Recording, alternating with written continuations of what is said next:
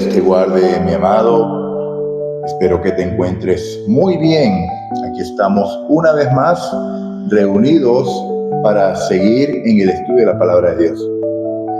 Primer trimestre del año 2026, uniendo el cielo y la tierra. Razones para agradecer y orar. Hoy vamos a estudiar el fruto del Evangelio. Entonces vamos a orar para dar inicio a esta lección.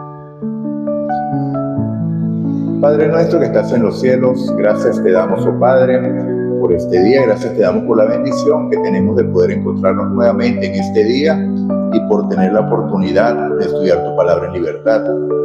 Clamamos a ti para que perdones nuestros pecados y nos limpies de toda maldad.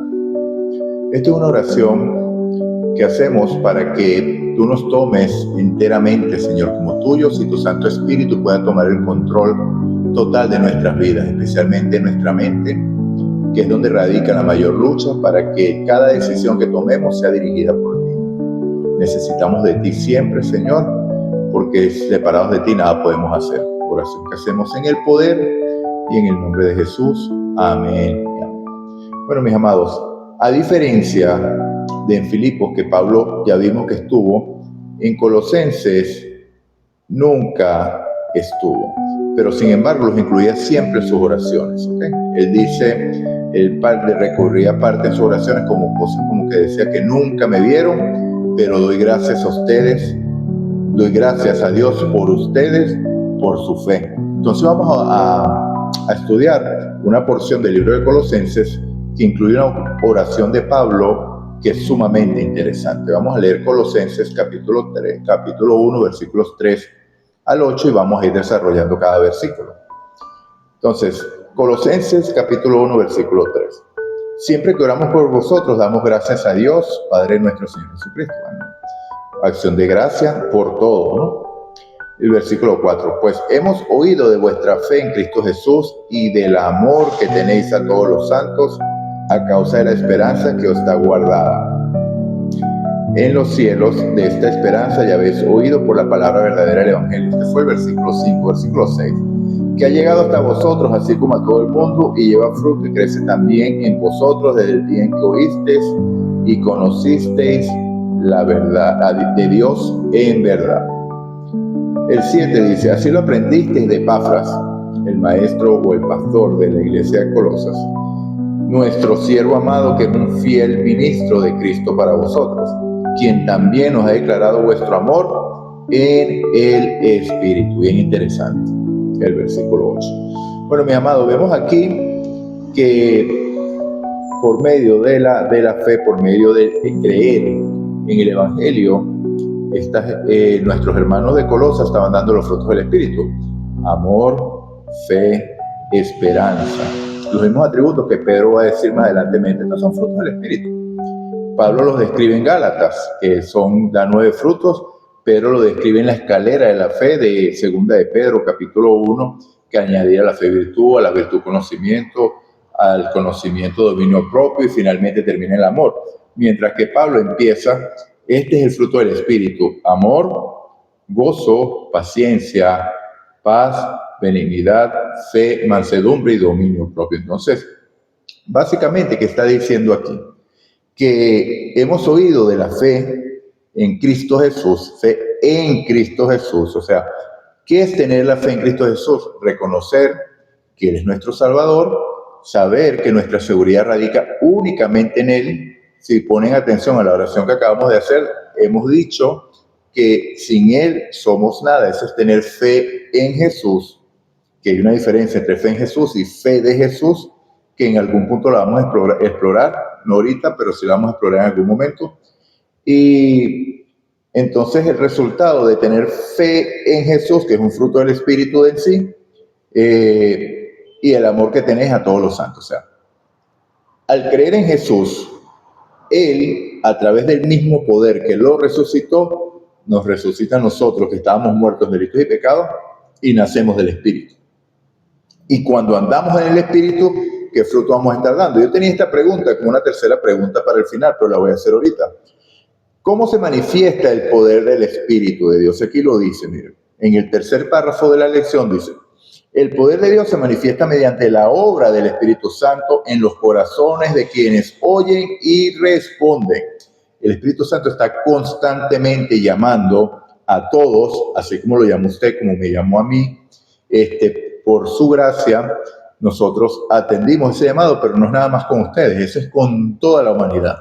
¿Hasta qué? Hasta que el corazón sea tan endurecido que lo rechace constantemente y ya no es que el Espíritu Santo nos sigue llamando. Porque cuando Dios dice que no contenderá su espíritu con el hombre para siempre, no significa que lo está dejando solo. Porque nada nos puede separar del amor de Dios que es en Cristo Jesús, Señor nuestro. Nada nos separa. Es que estamos con un corazón tan endurecido que dejamos de escuchar. Entonces, ¿cómo se manifiesta? Bueno, aquí lo dice, el poder se manifiesta mediante la obra del Espíritu Santo en los corazones de quienes oyen y responden. El propio Evangelio produce ese fruto porque es palabra de vida. ¿Okay? La palabra de Dios es palabra de vida, que cuando se internaliza en el oído y llega al corazón, hace una transformación. Entonces pasamos de muerte a vida. Romanos 8:11 lo describe así. Este es el poder de la palabra de Dios, el poder del Espíritu. Miren.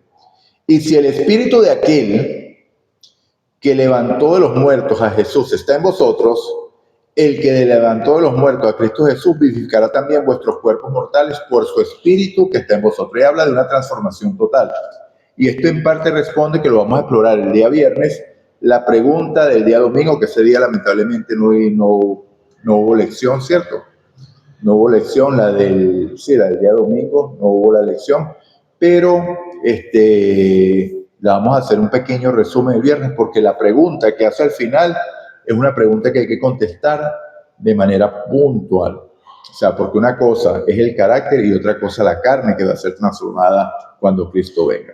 Entonces, con este versículo de Romanos 8:11 tenemos una guía de cómo somos vivificados y cómo somos hechos nuevas criaturas. Ok, en la esperanza. ¿Cuál es la esperanza?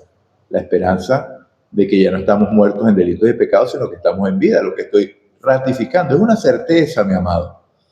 Es una realidad en su vida y en la mía por la obra del Espíritu Santo, cuyo resultado es ¿cuál? Ser salvo, sí, pero no es la salvación únicamente lo que está en juego aquí, porque ya hemos dicho en otras oportunidades que el Evangelio no es un asunto antropocéntrico, o sea, centrado en el hombre, que el Evangelio fue hecho para salvar al hombre. Esa es la consecuencia del Evangelio. Pero aquí lo que está en juego, y lo vimos cuando estudiamos el Éxodo y también cuando estudiamos a Josué, es la gloria de Dios. Y eso es lo que nos debe mover a usted y a mí. Y cuando nosotros leemos Isaías 43:7, vemos la razón de ser de nuestra existencia. Porque dice, a todos los llamados de mi nombre, para gloria mía, los creé, los formé y los hice. Entonces, si usted está respirando en este momento, eso es para la gloria de Dios. Entonces, eso es lo que está en juego en el universo y somos salvos en el proceso. Gloria a ti, Padre. Gracias. Entonces, mis amados, ¿qué es lo que vamos a centrar aquí en el estudio? El título es el fruto del Evangelio. El fruto del Evangelio es esperanza. El fruto del Evangelio es salvación. El fruto del Evangelio es un hombre transformado, porque ¿qué es el fruto del Evangelio? Poder de Dios, dinamita de Dios para salvación, para todo aquel que cree, primeramente el judío y también el griego, es decir, para toda la humanidad, así como Dios le reveló a Abraham. En ti serán benditas todas las naciones de la tierra.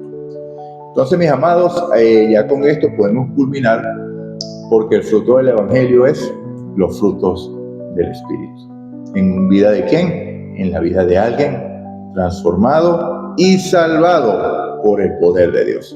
Todo el poder radica en Dios, nosotros lo recibimos y lo aceptamos, porque también lo puedes rechazar. ¿Cuál es mi parte? Abrir el corazón y negar al yo, que esa es la parte más difícil. ¿Okay? Porque la carne quiere tomar control, la carne quiere dominar las facultades superiores. La carne son las facultades inferiores, pero las inferiores quieren dominar las superiores. ¿Ok? Entonces, bueno, preguntas. ¿Cuál es el resultado de la fe en Jesucristo? Desarrollar la fe de Él. Ese es el resultado de tener fe en Jesucristo. Vamos a ser transformados de tal manera por la obra del Espíritu que vamos a llegar a tener la fe de Jesús. Fe en Jesús es una cosa y fe de Jesús es otra. Y segunda pregunta, ¿En qué se basa el Evangelio? Bueno, en la palabra de verdad. Entonces, todas las respuestas, todas las preguntas fueron contestadas y vamos a ver la que hace el autor de la lección. En Colosenses 1:5, Pablo se refiere a la esperanza que les está guardada en el cielo. ¿Cómo interpretas esa esperanza y por qué se aplica allí, a ti, aunque seas realmente indigno? Porque no depende de ti, depende de lo que Cristo ya hizo para ti desde antes de la fundación del mundo. Dios te bendiga, Dios te guarde, vamos a orar. Señor Dios y Padre nuestro que estás en los cielos, gracias Padre, te damos una vez más por tu obra, Señor, en favor de nosotros. Realmente no merecíamos absolutamente nada más que la muerte y la destrucción, porque te causamos daño, oh Dios. Causamos daño por nuestras decisiones, por habernos dejado dominar por esa naturaleza pecaminosa, pero por tu gracia, tú has dado tu poder para que eso pueda ser dominado y vencido, Señor. La honra y la gloria es solamente tuya. Perdona nuestros pecados, oh Dios, límpianos también de toda maldad, porque deseamos estar puros y limpios, perfectos, santos para tu venida. Que espíritu, alma y cuerpo sean guardados irreprensibles para la venida del Señor. Ese es nuestro deseo, Señor, pero eso es una obra que solamente tú vas a hacer en nosotros. Guíanos, tómanos por tu Santo Espíritu. Oración que hacemos en el poder y en el nombre de Jesús. Amén. Dios te bendiga, Dios te guarde, amado. Recuerda una vez más, si escuchas hoy su voz, no endurezcas tu corazón como una provocación. Cristo está a las puertas, Maranata, Cristo viene. Si no has aceptado a Cristo aún, ¿qué estás esperando? El tiempo es corto. Dios te bendiga.